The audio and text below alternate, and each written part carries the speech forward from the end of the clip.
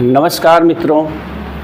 मोदी जी देश भर में ये घूम घूम के कहते रहे हैं कि वो जनता की एक एक पाई का हिसाब जनता को देंगे और देते देश की जनता का पाई पाई का हिसाब देश की जनता को मिलना चाहिए रहेंगे। लेकिन मित्रों, ये जब इलेक्शन बॉन्ड पे यानी कि जो चुनावी चंदा है, इस पे जैसा कि मैं लगातार आपको अपडेट कर रहा हूँ कि इस पे सुनवाई चल रही है सुप्रीम कोर्ट में। ये सुनवाई बृहस्पतिवार को समाप्त हो गई और कोर्ट ने रिज़र्व कर लिया है आदेश को, और संभवतः जल्द ही आदेश आएगा कोर्ट का जो भी रुख होगा। तो मैं आशा करूंगा कि कोई अच्छा निर्णय कोर्ट का आएगा। जैसा कि मैं बार बार कहता रहा हूं, मेरी ये मांग रही है, मेरी अपील रही है कि चुनावी चंदा पब्लिक फोरम में आना चाहिए। तो मैं यहाँ कह रहा था कि मोदी जी देश भर में घूम घूम के लगातार ये कहते रहे हैं कि वो जनता के एक एक पाई का हिसाब जनता को देंगे। लेकिन जब ये सुनवाई सुप्रीम कोर्ट में चल रही थी तो जो सरकारी वकील होते हैं, सरकार का जो पक्ष रखने वाले सॉलिसिटर जनरल तुषार मेहता जी हैं, उन्होंने सरकार की तरफ से कोर्ट में ये कहा कि जनता को चुनावी चंदे के बारे में जानने का कोई अधिकार नहीं है। My goodness, I can't believe and even I hope कि यू कांट बिलीव कि ये कैसा रुख है कि आप गली गली देश में घूम घूम के ये कह रहे हैं कि आप जनता के एक एक पैसे का हिसाब देंगे। वही सेम टाइम आप कह रहे हैं अदालत में कि चुनावी चंदे की रकम के बारे में, उसके स्रोत के बारे में जानने का अधिकार जनता को नहीं है। कैसे नहीं है अधिकार, ये मैं पूछना चाहता हूँ सरकार से।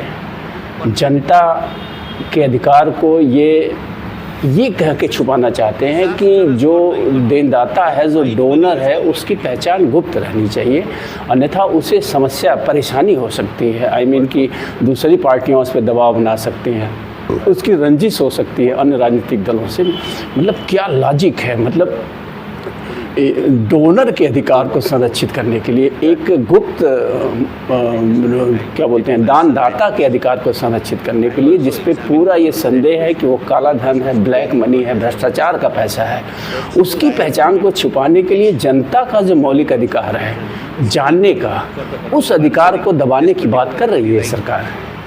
तो अनबिलीवेबल है इन सरकारों का जो रवैया हमेशा से रहा है। तो कुल मिला के मैं लगातार आपको अपडेट करता रहा हूँ। इस पे सुनवाई पूरी हो चुकी है और अब जो है आदेश जो संविधान पीठ ने जो है सुरक्षित रख लिया है। संविधान पीठ जो हमारे CJI चंद्रचूड़ जी हैं, उनकी अध्यक्षता में रही है। इसके जो संविधान पीठ में DY चंद्रचूड़ जी, संजीव खन्ना, BR गवई, JB पार्डीवाला और मनोज मिश्रा जी की 5 सदस्यीय संविधान पीठ ये है। और मैं आशा करूंगा कि ये संविधान पीठ जो है सही निर्णय देगी, जो देश हित में होगा, जो लोक हित में होगा। और जो प्रारंभिक आदेश है सुप्रीम कोर्ट का, सुप्रीम कोर्ट ने जो है चुनाव आयोग को निर्देश दिया है कि 2023 तक का पूरा जो डेटा है राजनीतिक दलों के चुनावी चंदे का, उसे बंद लिफाफे में सुप्रीम कोर्ट के सामने प्रस्तुत करें 2 हफ्ते के अंदर। तो ये एक सकारात्मक आदेश सुप्रीम कोर्ट ने दिया है। इससे लग रहा है कि सुप्रीम कोर्ट समझ रही है कि ये चंदे में कहीं न कहीं गोलमाल है। और मैं आशा करूंगा कि सुप्रीम कोर्ट जो है ये चुनावी चंदे को पब्लिक फोरम पे लाने का कोई नियम बनाएगी। सुप्रीम कोर्ट ने यहाँ तक कहा है कि ये जो नियम है, इसकी जगह पे कोई एक नया नियम आना चाहिए जो पारदर्शी हो, जो संतुलित हो, जो सारे पक्षों को जो है संतुष्ट कर रहा हो, जिसमें पब्लिक के अधिकार भी न मारे जाएं, राजनीतिक दलों के अधिकार भी न मारे जाएं। इस पे जो है जो सरकारी पक्ष था वो बीच का रास्ता निकालने की कोशिश करी जाए। तुषार मेहता जी ने कहा कि अगर ये प्रक्रिया सुप्रीम कोर्ट को नहीं पसंद आ रही है कि स्टेट बैंक ऑफ इंडिया के माध्यम से जो है चंदे लिए जाएं, तो रिज़र्व बैंक ऑफ इंडिया को जो है नामित कर दिया जाए। इसके लिए रिज़र्व बैंक ऑफ इंडिया में जो ये जो इलेक्शन बॉन्ड हैं, जो चुनावी चंदे हैं, जो डोनेशन का बॉन्ड जो है वो ख़रीदा जाए। तो कुल मिला के सरकार ही नहीं, जो हकीकत है कि एक भी राजनीतिक दल शायद ये नहीं चाहता है कि उसका चुनावी चंदा जो है पब्लिक फोरम में आए और आम जनता जान सके कि उन्हें कौन फंड कर रहा है और वो जो फंड किया हुआ पैसा है वो कैसा पैसा है। वो ब्लैक मनी है, वाइट मनी है, भ्रष्टाचार से अर्जित की गई मनी है, या फिर जो आरोप लग रहे हैं, जो मैं भी आरोप वही लगा रहा हूँ। मैं बार बार कहता हूँ कि ये चुनावी चंदे जो हैं ये भ्रष्टाचार की जननी है, ये देश के सबसे बड़े भ्रष्टाचार के केंद्र हैं, यहीं से भ्रष्टाचार शुरू होता है। ये जितने भी राजनीतिक दल हैं, जो चंदे का रेशियो मैंने बताया था कि चंदे का अधिकांश हिस्सा जो है उन्हीं दलों को मिलता है जो सत्ता में होते हैं, यानी कि केंद्र सरकार में जो है या फिर जो राज्य सरकारें हैं उन्हीं को चंदे का ज़्यादा हिस्सा मिलता है। ये इस बात की ओर जो है हमें ले जाता है, ये हमें इस संदेह को पुख्ता करता है हमारे कि ये चुनावी चंदे असल में जो है एक तरह से घूस हैं। ये जो है घूस दिए जाते हैं राजनीतिक दलों को, इनके बदले में राजनीतिक दलों से जो सत्ताधारी दल हैं उनसे लाभ लिया जाता है। बड़े बड़े व्यापारी और बड़े बड़े माफिया उसका लाभ उठाते हैं। और यही आरोप जो है प्रशांत भूषण जो एडीआर के एडवोकेट रहे हैं इस पूरे मुकदमे में, एडीआर मतलब एसोसिएशन ऑफ डेमोक्रेटिक रिफॉर्म्स, तो यही आरोप विपक्ष के सारे वकील और लिस्ट में लगाए गए हैं कि ये जो चंदे हैं ये भ्रष्टाचार द्वारा अर्जित धन है। इसलिए इन चंदों को जो है पब्लिक फोरम में लाना देश हित में होगा, राष्ट्र हित में होगा। और मैं भी यही आरोप लगाता हूं कि ये चंदे भ्रष्टाचार के केंद्र हैं, भ्रष्टाचार की जननी हैं, और ये लोकतंत्र को स्वस्थ बनाने के लिए, देश के लोकतंत्र को मजबूत रखने के लिए, ये चुनावी प्रक्रिया को पारदर्शी रखने के लिए ये अति आवश्यक है कि जो चुनावी चंदे हैं वो पब्लिक फोरम में रहें।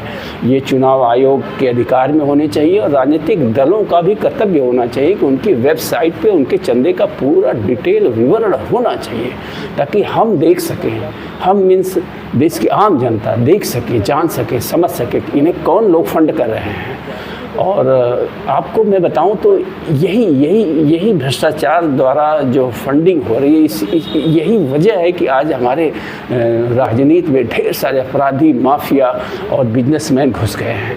आज एक आम आदमी का जिसके पास चाहे कितनी स्किल हो, कितनी योग्यता हो, लेकिन अगर उसके पास पैसा नहीं है, अगर उसके पास 2 नंबर का पैसा नहीं है, तो वो चुनाव में सर्वाइव नहीं कर सकता है। वो किसी भी हाल में सांसद विधायक बनने का स्वप्न भी नहीं देख सकता। आज आप देखें तो आपके एमएलएज, आपके एमपीज कौन लोग हैं? ये वही लोग हैं जो भ्रष्टाचार में आकंठ डूबे हुए हैं। अगर प्रैक्टिकली देखा जाए तो अधिकांश आप अपने चारों तरफ आप देखिए। मैं नहीं कह रहा हूँ कि मेरे कहे पे आप विश्वास करिए। आप अपने नज़दीकी विधायक को देख लीजिए, सांसद को देख लीजिए, या जिस किसी सांसद विधायक को आप जानते हैं उसे आप देख लीजिए कि वो उसका बैकग्राउंड क्या है। साफ साफ आपको दिखेगा कि ये सारे के सारे लोग करप्ट और भ्रष्ट बैकग्राउंड से आते हैं।